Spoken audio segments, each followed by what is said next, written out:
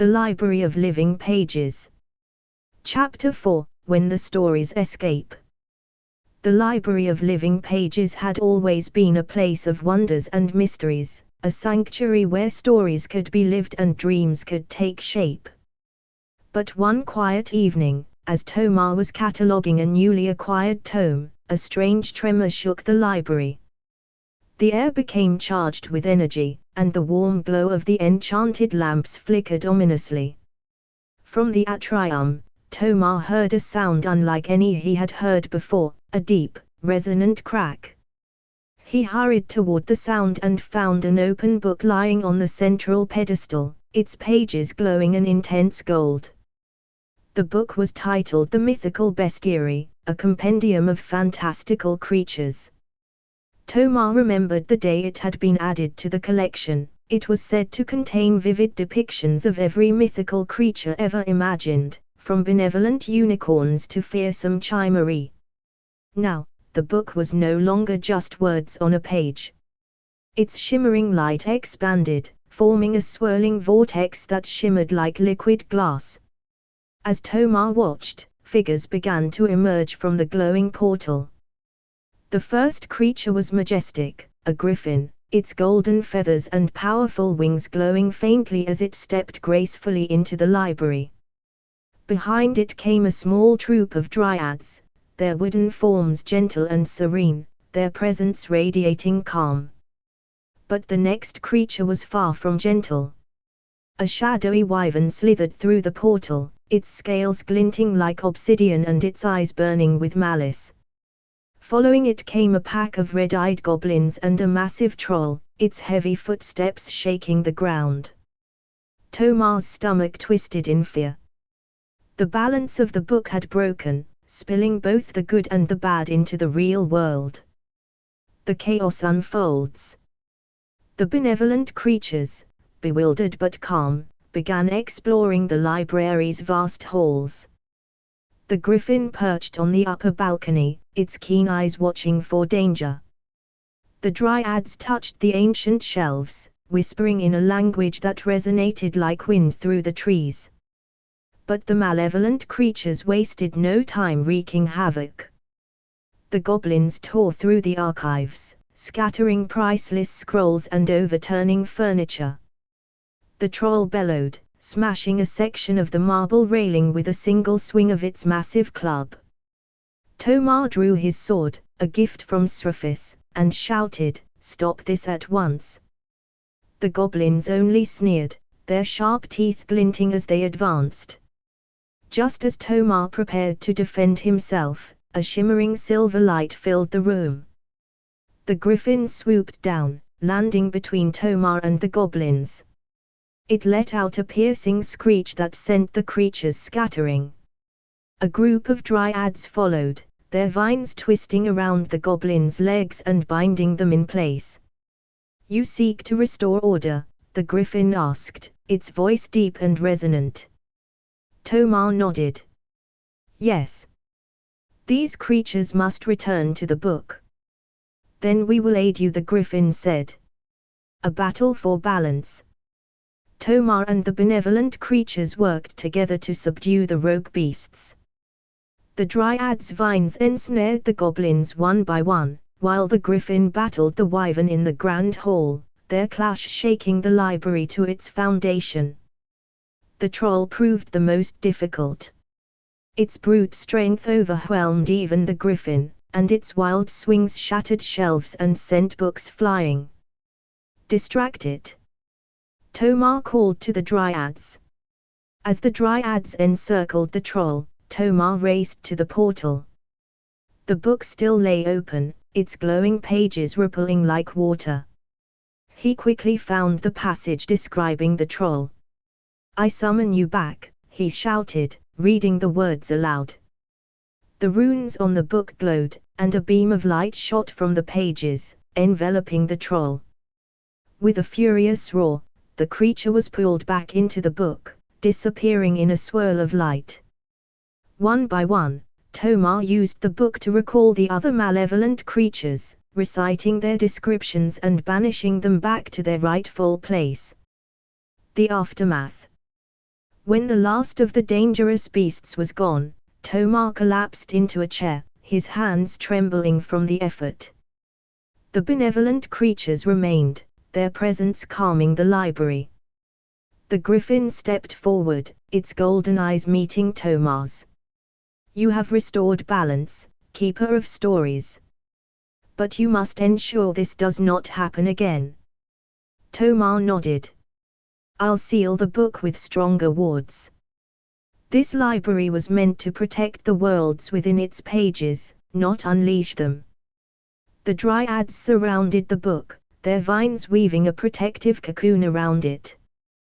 The griffin added a final touch, breathing a plume of golden fire that sealed the cocoon with ancient magic. A new role. In the days that followed, Tomar took measures to strengthen the library's protections. He consulted the oldest texts, learning new spells and wards to ensure no book would break its bounds again. The benevolent creatures chose to stay, becoming guardians of the library. The griffin took up residence in the atrium, its watchful eyes ensuring no danger entered or escaped. The dryads tended to the enchanted shelves, their gentle presence soothing the library's magic. Tomar, once a simple librarian, now stood as a true keeper of stories, a protector not just of knowledge, but of the fragile balance between worlds. And though the library was peaceful once more, Tomar knew one thing for certain: the stories within its pages would always have a life of their own. Part V: The Founder's Secret. The Library of Living Pages had always been a place of untold wonder and mystery, its magic a living force that sustained and protected it. But in recent weeks, Tomar had sensed something wrong, a subtle but persistent darkness creeping into the library's enchantments. It began with faint whispers in the corridors when no one was there and deep shadows pooling where light should have reigned. Then came the worst sign: books were beginning to crumble, their pages yellowing and dissolving into dust as though consumed by an unseen rot. Tomar's efforts to mend the damage with spells and preservation techniques proved futile. One evening, as he studied the glowing runes etched into the walls of the central atrium, Tomar realized he could no longer fight this alone. He needed answers, and those answers might lie with someone who understood the library's magic better than anyone. The Founder's Tome, an ancient book bound in silver and engraved with the emblem of the library's creators, held the key. It was said to contain the spirit of one of the library's founders, a powerful mage named Eldrin Mrath, who had sacrificed himself to bind the library's magic long ago. Summoning the spirit. Tomar placed the Founder's Tome on the pedestal in the atrium. Its surface shimmered faintly, and its pages rustled as though stirred by a non-existent breeze. "Eldrin Mrath," Tomar said, his voice steady but laced with uncertainty. "I summon your spirit. I seek your guidance." The book glowed, and from its pages rose a figure wreathed in silver light. Eldrin's spirit appeared as a tall, bearded man clad in flowing robes, his translucent form radiating wisdom and power. His eyes, though ghostly, gleamed with sharp intelligence. "You have called me, Keeper," Eldrin said, his voice deep and resonant. "Why have you disturbed my rest?" Tomar bowed his head. "Forgive me, but the library is in danger. Its magic is faltering, and I don't know how to stop it. Books are being destroyed, and a dark force is spreading through the library." Eldrin's expression grew grave. "The library's magic is a delicate balance, Tomar. It is sustained not just by spells but by the intentions of those who dwell within. Darkness arises when the library's purpose is corrupted." "The source of the darkness?" Tomar frowned. "Corrupted? By what?" Eldrin raised a hand, and the air around them shimmered. A glowing map of the library appeared, its veins of magic pulsing like a living thing. In one corner of the map, a patch of darkness writhed, tendrils creeping outward. That is the source, Eldrin said. Something, or someone, is poisoning the library's energy. You must find the root of this corruption and purify it before it consumes the library entirely. Tomar stared at the map, dread knotting in his chest. How do I stop it? Eldrin placed a spectral hand on Tomar's shoulder. You will need 3 things: the light quill, an artifact hidden in the vaults, the trust of the library's guardians, and the strength to confront the darkness, no matter what form it takes. Tomar nodded. I'll do whatever it takes. The hunt for the light quill. Tomar descended into the vaults, the air growing colder as he ventured deeper. The light quill, according to Eldrin, was a powerful artifact capable of channeling pure magical energy. But it was hidden behind a series of protective wards, each designed to test the resolve of the seeker. The first ward required Tomar to solve an intricate puzzle etched into the vault door, a maze of shifting runes that resisted his every attempt. After hours of study, he realized the runes formed a phrase: "Truth illuminates the way." Speaking the words aloud, the door unlocked with a soft chime. The second ward was a trial of courage. Tomar entered a chamber filled with illusions of his deepest fears: the crumbling library, his own failure, and the faces of people he could not save. Steeling himself, he pressed forward, refusing to yield to despair. At last, Tomar found the light quill, a slender, silver quill that shimmered with an inner light. When he touched it, a surge of warmth coursed through him, and the quill glowed brighter as if recognizing his determination. Confronting the darkness. Guided by Eldrin's map, Tomar made his way to the source of the corruption, a secluded wing of the library long thought abandoned. The air was thick with an oppressive presence, and shadows clung to the walls like living things. At the center of the wing, Tomar found a blackened tome radiating dark energy. Its pages writhed as though alive, and whispers emanated from it, seductive and menacing. "Who dares disturb my domain?" the book hissed, its voice echoing in the chamber. "I am Tomar Reed, keeper of stories," he declared, holding the light quill aloft. "Your corruption ends here." The book's whispers turned to shrieks, and a shadowy figure rose from its pages, a twisted, serpentine form wreathed in darkness. It lunged at Tomar, but the light quill flared, its light repelling the creature.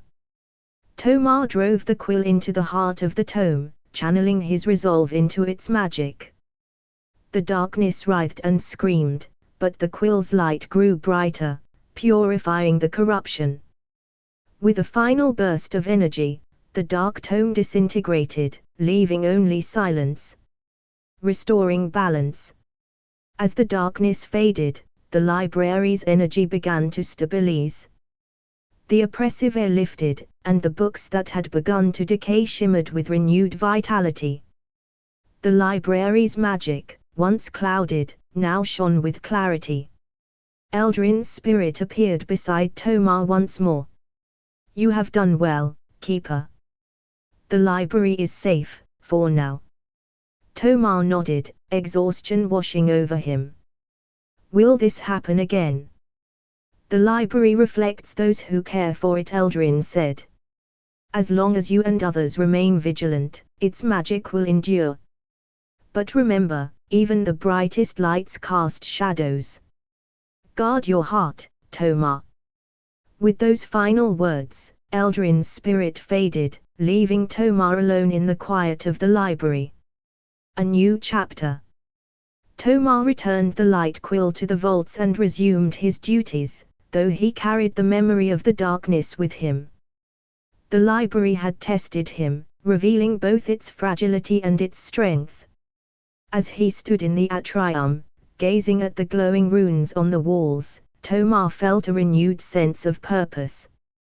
The library was more than a collection of stories, it was a living, breathing entity, and he was its steward. The challenges ahead would be many, but Tomar was ready. For in every story, his included, the greatest adventures always began with a problem to solve and a hero willing to try. Part 6, The Quest for the Healing Elixir. The Library of Living Pages had always been a sanctuary for knowledge, magic, and endless adventure, but Tomar rarely left its walls. He considered himself its steward, not an adventurer.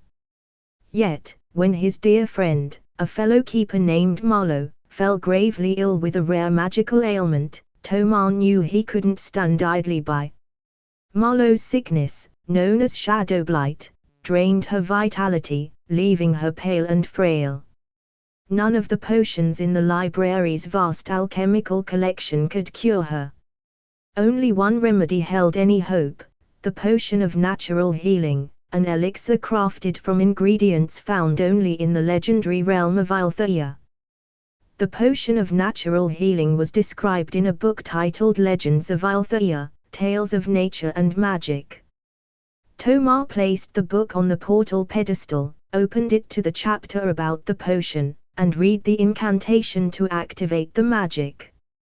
The air shimmered as the portal formed, revealing a verdant, otherworldly landscape. With a deep breath, Tomar stepped through the archway, prepared to face whatever challenges lay ahead. Entering Althea. The world of Althea was breathtaking. Lush emerald forests stretched endlessly, their canopies glowing faintly as if imbued with starlight. Rivers of liquid silver flowed through the land, and the air was alive with the songs of magical creatures. Tomar consulted the book he had brought with him. To create the potion of natural healing, he needed 3 rare ingredients. The bloom of eternity, a flower that only grew on the peaks of the crystal cliffs. The tears of the moon, harvested from a sacred spring guarded by the lunar fae. The heart of the earth, a gemstone found deep within the whispering caverns. Each item was guarded by powerful challenges, but Tomar had no choice. The bloom of eternity. Tomar's first destination was the Crystal Cliffs, a treacherous range of glittering, jagged peaks that shimmered in the sunlight. The bloom of eternity, a radiant golden flower, was said to grow at the highest point of the cliffs. As Tomar climbed, the winds grew fierce, and the shimmering cliffs cut into his hands. Halfway up, a screech pierced the air, and a massive rock with wings like shards of glass swooped toward him. Tomar ducked behind a ledge as the bird circled, its talons glinting like polished steel.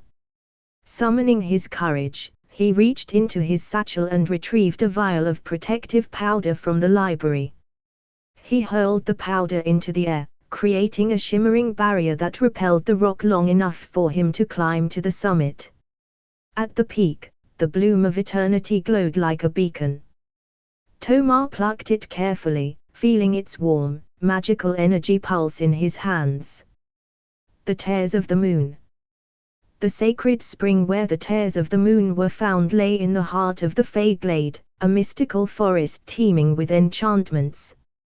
Tomar approached the spring cautiously, aware of the legends that warned of the lunar Fey's capricious nature. As he knelt to collect the tears, a group of Fey appeared, their silver hair shimmering like moonlight. They demanded a tribute for disturbing their sacred spring. "I seek the tears of the moon to save a life," Tomar explained. "Please, grant me this boon." The Fae conferred among themselves before replying, "You must prove your worth by solving our riddle." The eldest Fae stepped forward and spoke. "I have cities, but no houses. I have mountains, but no trees. I have water, but no fish. What am I?" Tomar thought carefully, then answered, "A map." The Fae smiled, impressed by his wisdom, and allowed him to gather the tears of the moon in a crystal vial. The heart of the earth. The whispering caverns were dark and foreboding, their walls covered in glowing glyphs that pulsed with a strange, rhythmic hum. The heart of the earth, a radiant gemstone, lay deep within the caverns, guarded by an ancient earth elemental. As Tomar descended into the depths, the elemental emerged, a massive creature of stone and molten energy. It roared, shaking the cavern and blocking Tomar's path. Tomar realized brute force would not prevail. Instead, he spoke to the elemental, using a spell of understanding to communicate. Great Guardian, I seek the heart of the earth to heal a life. Please, allow me to take what I need. The elemental studied him for a moment before responding in a voice like grinding stone. Prove your honor by offering something of equal value. Tomar hesitated, then removed the enchanted amulet he wore, a gift from the library that protected him from harm. This is my most prized possession. I offer it in exchange for the heart of the earth. The elemental accepted the amulet, stepping aside to reveal the gemstone embedded in the cavern wall. Tomar carefully pried it loose, its warm glow illuminating the darkness. The potion of natural healing. With the 3 ingredients in hand, Tomar returned to the portal and stepped back into the library. The Griffin Guardian watched as he hurried to the alchemy wing, where he combined the bloom of eternity, the tears of the moon, and the heart of the earth in an ancient cauldron. The potion shimmered with a soft, golden light as it finished brewing. Tomar carried it to Marlowe, who lay pale and weak in her chamber. He tipped the vial to her lips, and as she drank, a warm glow spread through her body. Moments later, color returned to her cheeks, and her eyes opened. Tomar, she whispered, her voice stronger than it had been in weeks. You did it. Relief flooded Tomar's heart as he smiled. The library protects its own, he said.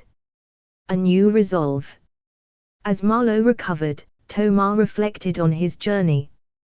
The quest had tested his courage, wisdom, and selflessness, reminding him that the library's magic extended far beyond its walls. The Library of Living Pages was not just a sanctuary of knowledge but a beacon of hope, its power a reminder that even in the darkest times, there was always a way forward for those willing to seek it.